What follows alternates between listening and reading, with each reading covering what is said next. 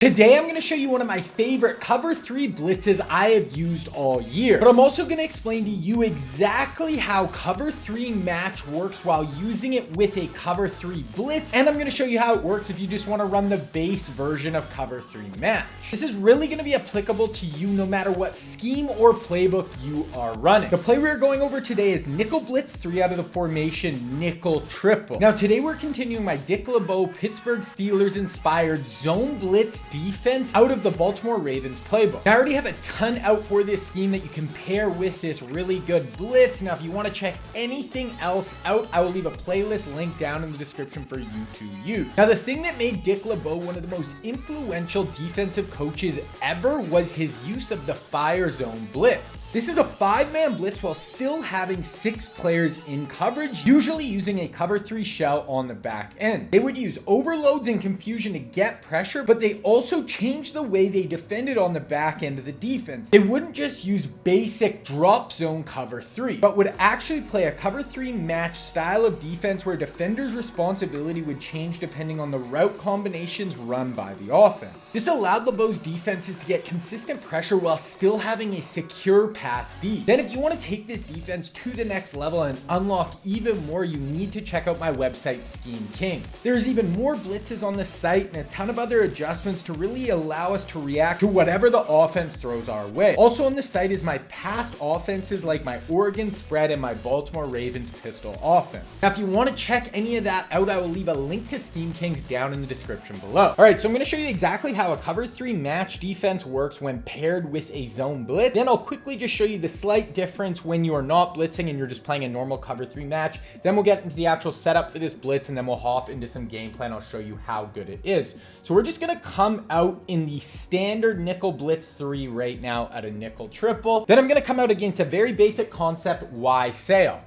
Now, the thing to know right off the rip, guys, about cover 3 match, it only works against a 2x2 balance set. If there's ever a 3x1 set, like a bunch or a trips tight end, it is just going to turn into a normal cover 3 zone defense. There's going to be no matching principles. That's the first thing to keep in mind. So if you're going to call this against trips tight end, you can call it against gun, bunch, trips tight end, any of that stuff. Just be aware. It's just going to be a normal cover 3 just with a blitz. So today we're just going to look at 2x2 and what the match principles are against that. So we're going to just zoom out here, guys, and what do we see? The really big key with this, if we're ever running a zone blitz, a fire zone blitz, we're going to have 2 seam flats on the field. We're going to have a 3 receiver hook, and then we're going to have a 3 deep zone. That is what you're going to see in like 90% of zone blitzes with a cover 3 shell. So this is going to be a 5-man pressure with a good solid D on the back end, but we are going to be having match principles. So we're really just going to focus on the wide side of the field for now, and I'm just going to show you guys this. So we're going to look at the seam flat first. So that is going to be this player here. We can just bring him down in the box a little bit just so it's a little easier to show.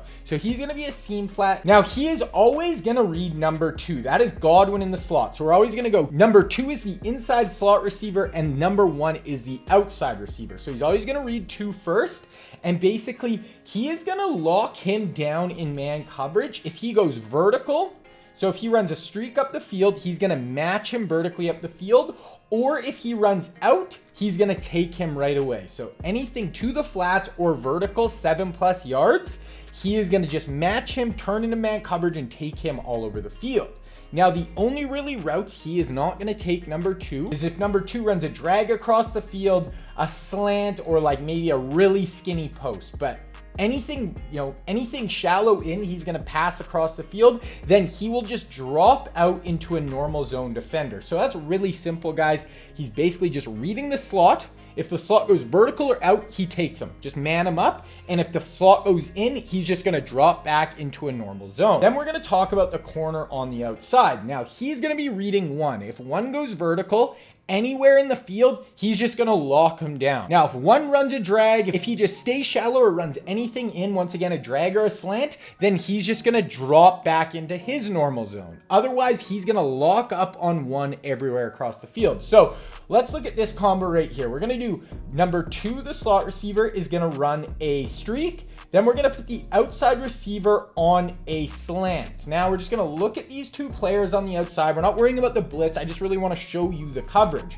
So watch these 2 players. Boom. he's going to run vertical with that player. And then the corner, because number one ran a slant, he's going to come off and help the seam flat. So we're going to look at that in the replay really quick. So watch, our slot gets vertical. So the seam flat is going to carry him vertical.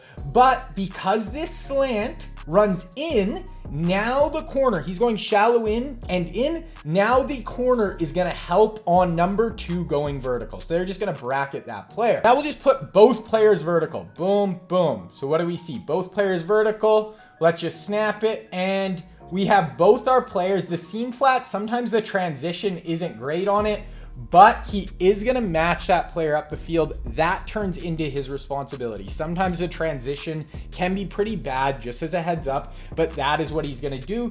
He's going to be matching that player. Okay, now let's do something like this. So we're going to do a corner route and a post with these two players. Now, what do we think is going to happen? Well, number two is going to go vertical and out. So the seam flat has to take number two.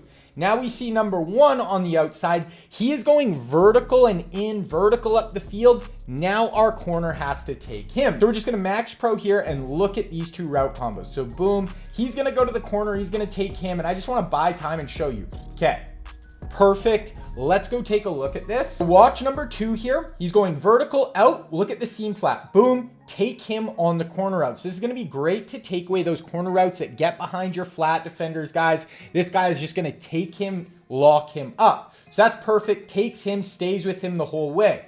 Now, this is where it gets interesting too, guys. So in a normal cover three, if we run a post like this corner will take him, I don't know, to about here. Then he's going to pass him off to this post safety. He's just going to let him go and he's going to stay on the outside. But because he is turning into man coverage, he's matching this player across the field. He is going to take this post. If this post ran all the way to this pylon, he's going to keep running with that post all the way across the field. So that is really what these two players are going to do. Okay, so that's going to work on the same on both sides. It doesn't matter. 2 by 2, that's what they're going to do. Now we're going to quickly talk about, I'm going to move the ball to this side of the field now, and we're going to quickly talk about the 3 receiver hook. Now this is where it gets a little interesting. So now we think, let's look at the route combo on the wide side of the field. So we have a streak route. So the corner is going to take the streak. Then we have a corner route from number 2, the tight end. If the tight end is on that side of the field, even though he's on the line of scrimmage, he's number 2. So that turns into our seam flats responsibility, right? He has to match him down the field. But now we think, okay, both those players are getting matched down the field, so no one is going to the flat. Who has that third player to the flat? Well, that is where this 3 receiver hook comes into play, guys. He is always going to take the next player to the flat. That becomes his responsibility. So let's take a look. We're going to run the sail concept to the wide side of the field. So watch Bentley here. I'm going to get off of him and watch what's going to happen. Boom. Those players are going to match. Then he is going to take that player to the flat. Let's quickly look at that right here. 2 routes going vertical. See, this guy's going to chuck this tight end, match him down the field. We look at our corner, matching one down the field. That is perfect. But like I said, now we're going to have no one to the flat. So watch our 3 rep. He's going to recognize both players going vertical. Now he knows, okay, I have third player to the flat. You know, it can be a little bit delayed, but that is his responsibility. Now, the other thing that you could see, let's say the running back gets blocked, but they run a drag from the backside. So they run something like this. Well, now, you know this seam flat right here, he's going to read 2, but if 2's on a drag going to the wide side of the field, he's going to let him go. So now that becomes the 3 rec in the middle of the field's responsibility. So we're going to snap the ball and boom, watch the 3 rec. He has to boom, match that player to the flat, and he's going to take him across the field just like that. Third player to the flat on either side, that is going to be the 3 rec. Okay, but what if we run something like this? What if no one goes to the flat? So we have something like this, right?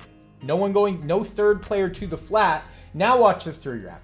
He is just going to play a normal, you know, middle of the field coverage, wait for a crosser, wait for something in the middle. So that is really the responsibilities, guys. That is how a cover 3 match works with a zone blitz. Now we're going to quickly just look at cover 3 match with no zone blitz. What do we see, guys? We see 2 hook curls in the middle of the field instead of a 3 rec.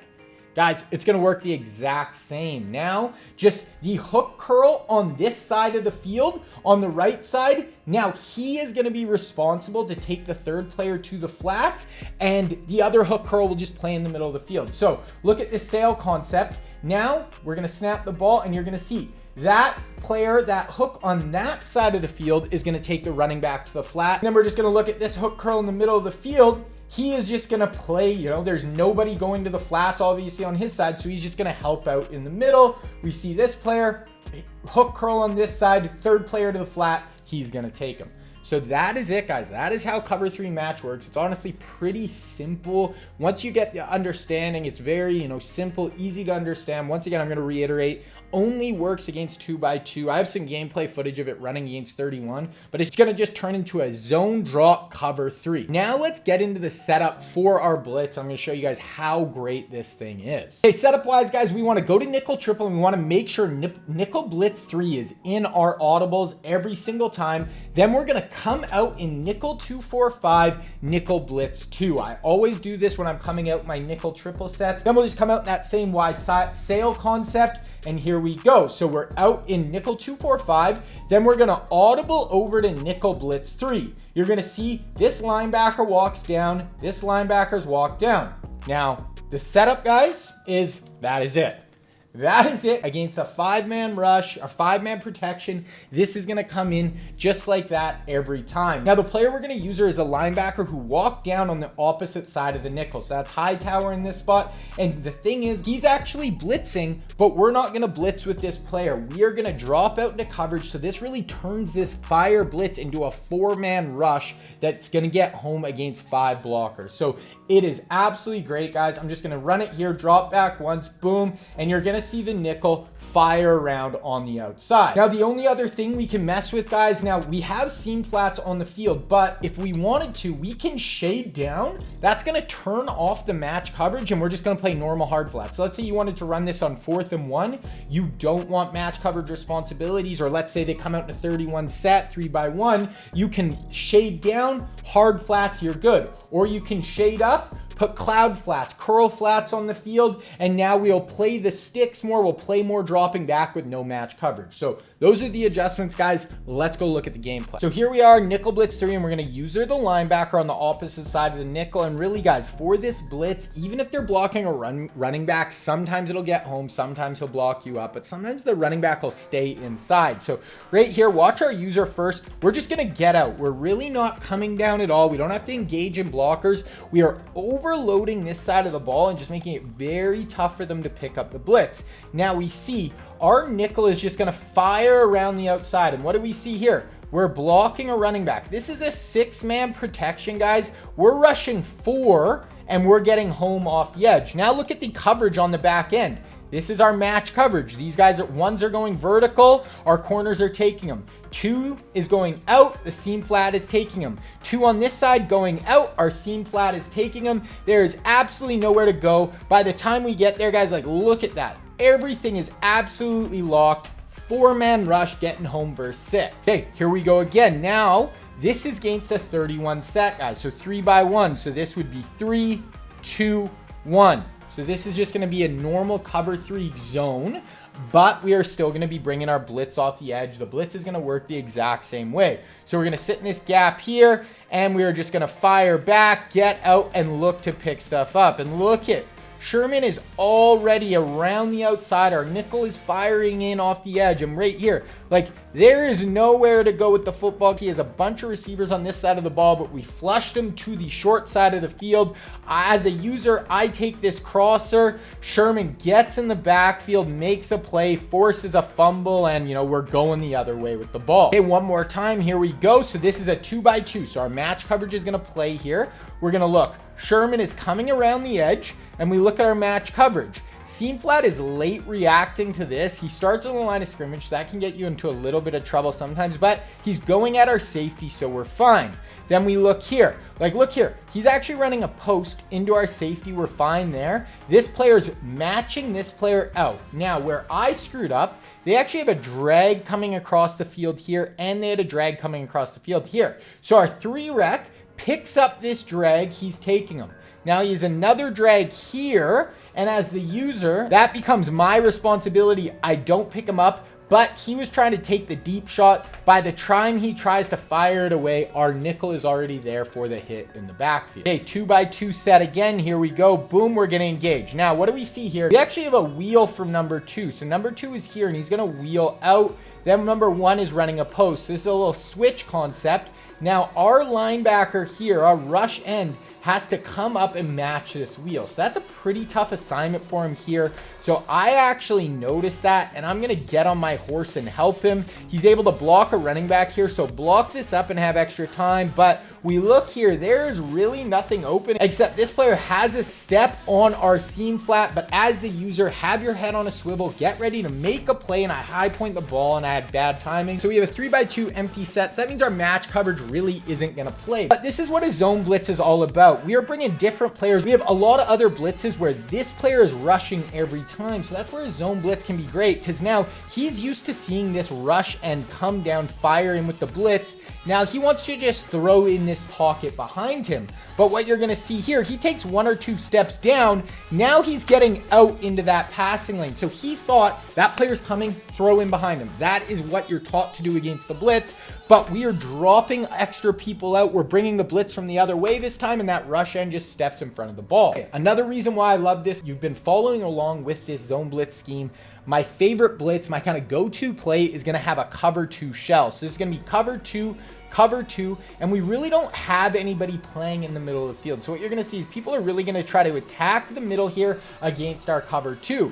But this is going to look identical pre-snap, so they won't have any tells. Are we in our cover 3, blitzes, or our cover 2? So now he's going to think this is cover 2, try to just throw this post in over the middle. Now we think here, if we're in cover 2, this safety is going to be dropping out here. There's going to be a safety dropping out here, and there's going to be a nice pocket for this post in the middle of the field. But we actually have a post defender who just steps right in front. So that is where this blitz is going to play so well off the other one.